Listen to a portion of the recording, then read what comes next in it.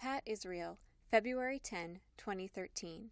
For the project, Our Histories, Building Leadership and Engagement in the Disability Community.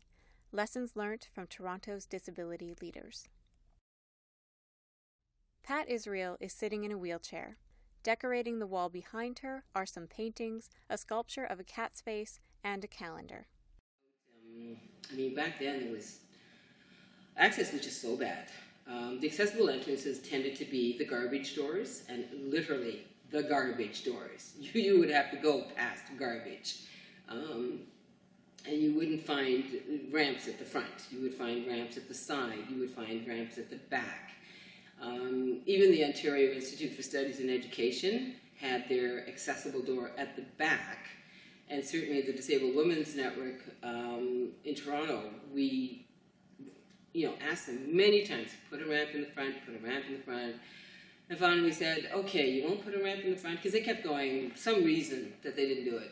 And so we asked all the women's groups to stop booking sessions there. And women's groups heavily used OISI. And we got the message out saying, stop booking there, and tell them why you're not booking there. Tell them that you won't book there because disabled women cannot come in the front door. And that we're fed up and the back door is dangerous. The back door at nighttime was really dangerous for a female coming down there, blah, blah, blah. And we had heard that women had been attacked. So we were very concerned that disabled women and men, but disabled women specifically going to women's events, that was their only route.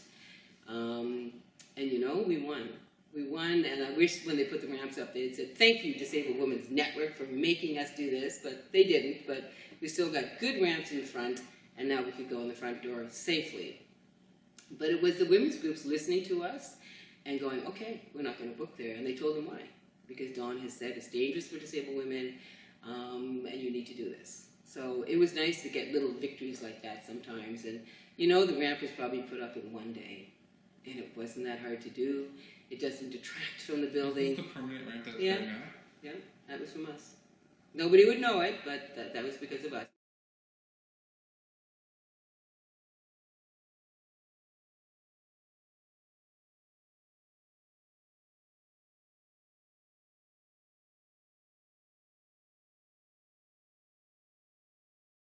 Engaging support inside and outside the disability community is important to promoting change.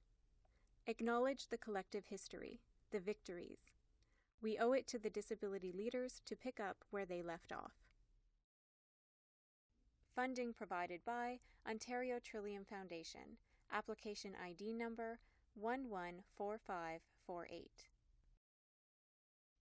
Image shows 3 logos: SILT, Physical Therapy University of Toronto, and Ontario Trillium Foundation. There is also a link to the Disability Oral History Toolkit.